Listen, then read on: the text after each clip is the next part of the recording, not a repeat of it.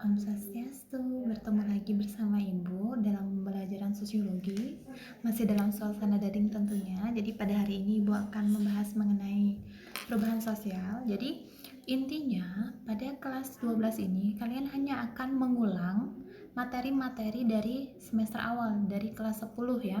Jadi kalau tidak salah pada kelas 10 Ibu sudah sempat membahas mengenai perubahan sosial.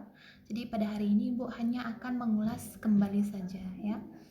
Nah, kita kembali dulu mengingat apa itu pengertian perubahan sosial. Jadi, perubahan sosial itu adalah perubahan dalam struktur sosial dan pola-pola hubungan sosial yang mencakup sistem status, hubungan keluarga, sistem politik dan kekuasaan maupun penduduk ya. Jadi perubahan sosial. Jadi setiap orang itu mengalami perubahan, begitu juga dengan lingkungan di sekitar.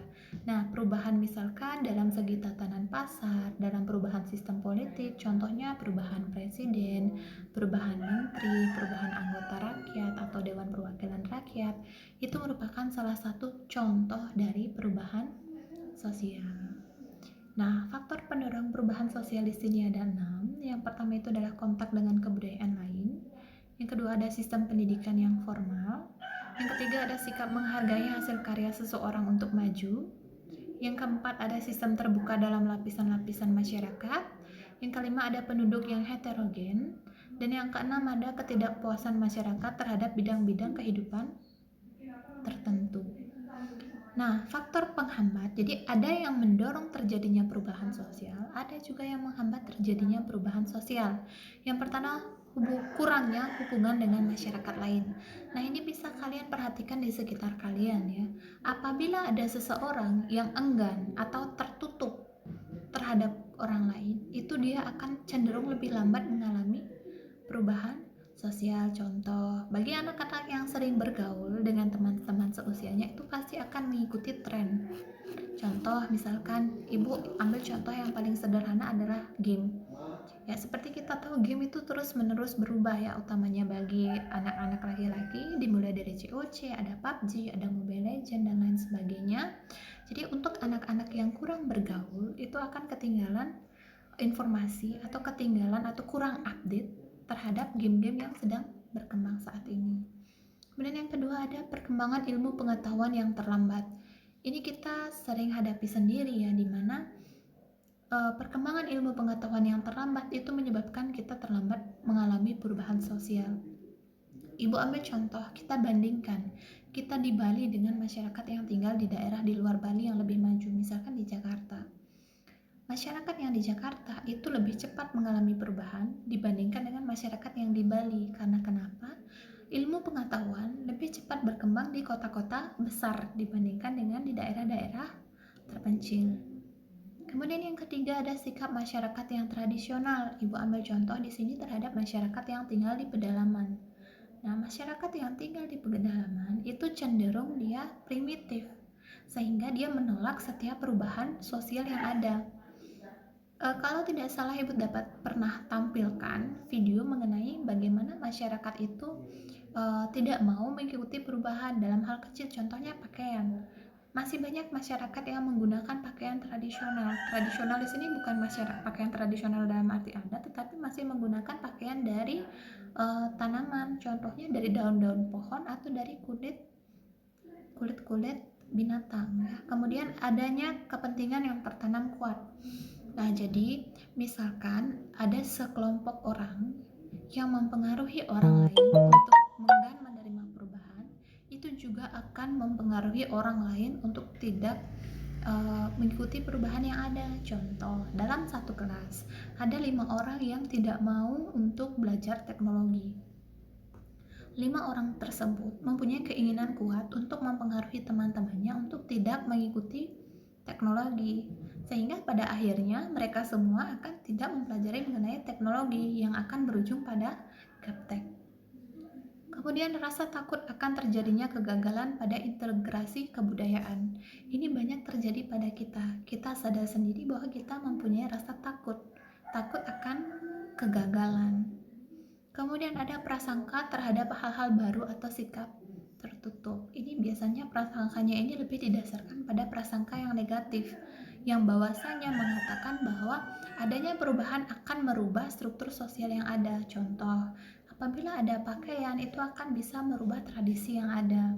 Contoh lain lagi, misalkan apabila kita mengikuti gaya budaya yang baru atau yang sekarang kita sebut dengan globalisasi, kita akan meninggalkan budaya kita sendiri. Itu namanya prasangka negatif yang ujung-ujungnya akan menyebabkan kita tidak menerima perubahan sosial.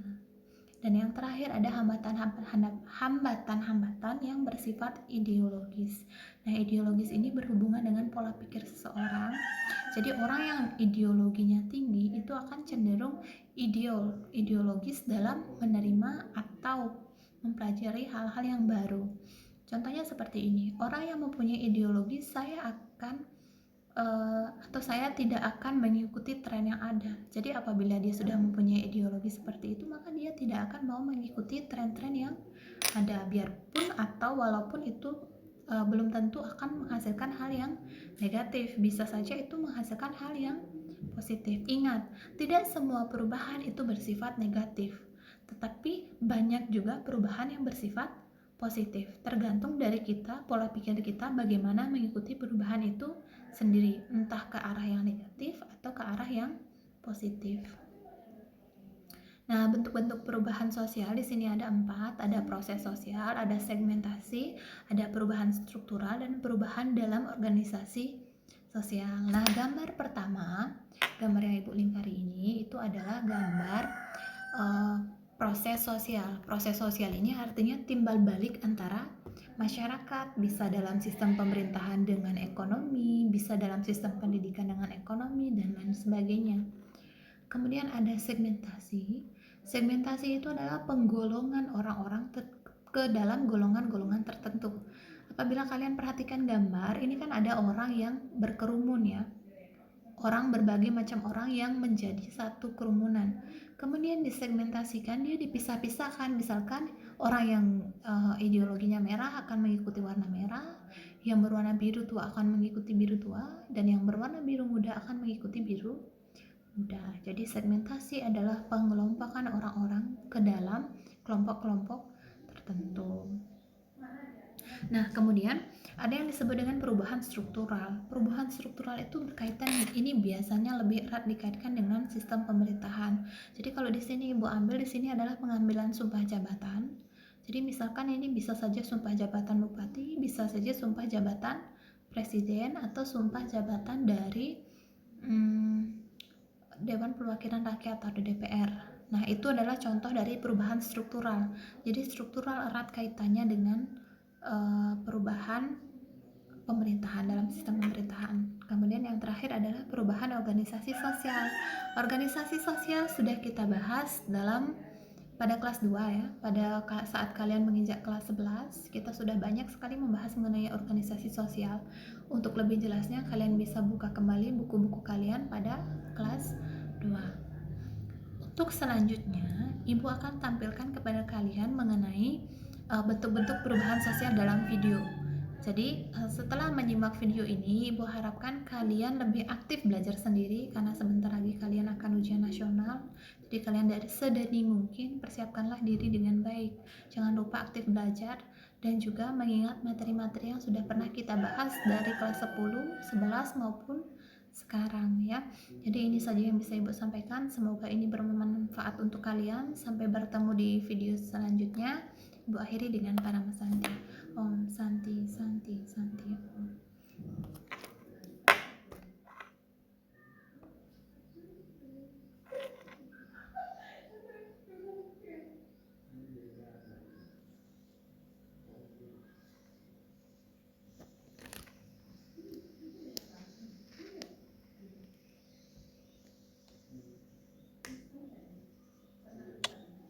Bentuk-bentuk perubahan sosial di masyarakat.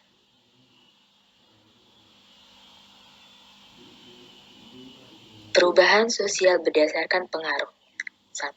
Perubahan sosial kecil adalah perubahan yang tidak menyangkut seluruh unsur masyarakat dan tidak mengubah lembaga dan tatanan sosial.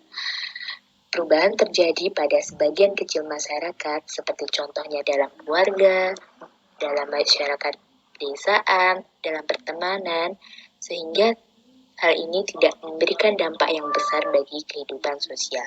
Sebagai contoh adalah perubahan gaya hidup, model pakaian, model rambut, gaya berhijab, dan lain sebagainya. Kedua adalah perubahan besar.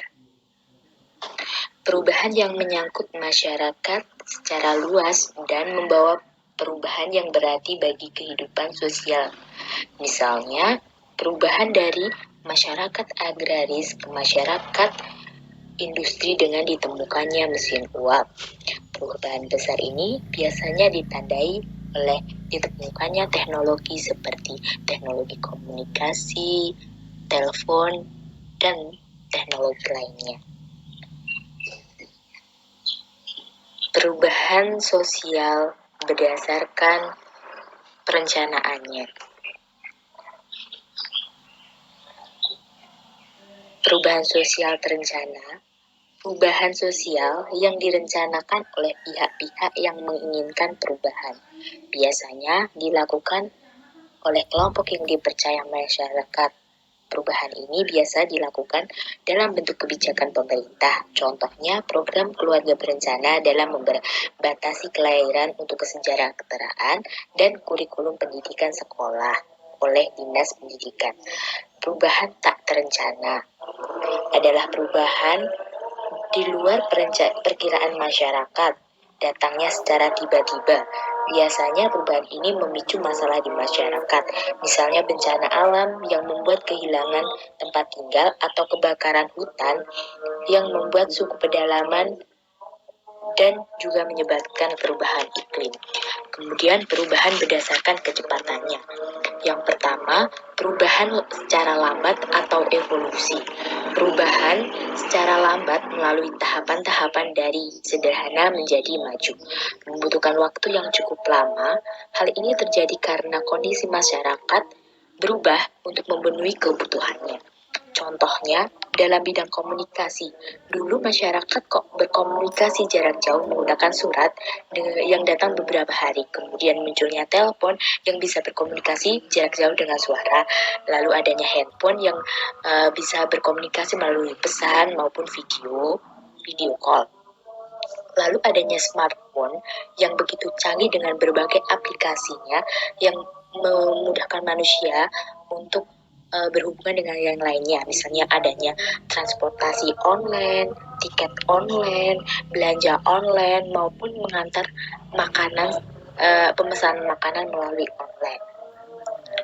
Selanjutnya adalah perubahan revolusi atau secara cepat, yaitu perubahan yang berlangsung secara cepat, baik melalui perencanaan ataupun tidak terencana. Revolusi bertujuan merubah unsur-unsur kehidupan lembaga sosial masyarakat secara keseluruhan. Contohnya di Indonesia adalah perubahan revolusi adalah reformasi 98. Syarat adanya revolusi adalah satu, adanya pemimpin yang mampu memimpin. Dua, ada keinginan masyarakat secara bersama-sama untuk berubah. Ketiga adalah adanya momentum atau waktu yang tepat untuk melakukan pergerakan tersebut. Yang keempat adalah adanya pemimpin yang mampu menampung aspirasi rakyatnya. Kemudian perubahan berdasarkan arah perkembangannya. Pertama, perubahan progres, yaitu perubahan yang memberikan kemajuan sehingga memberikan keuntungan bagi masyarakat. Contohnya adalah listrik masuk desa, internet masuk desa yang mendukung masyarakat desa untuk berkembang dalam ilmu pengetahuan dan teknologi.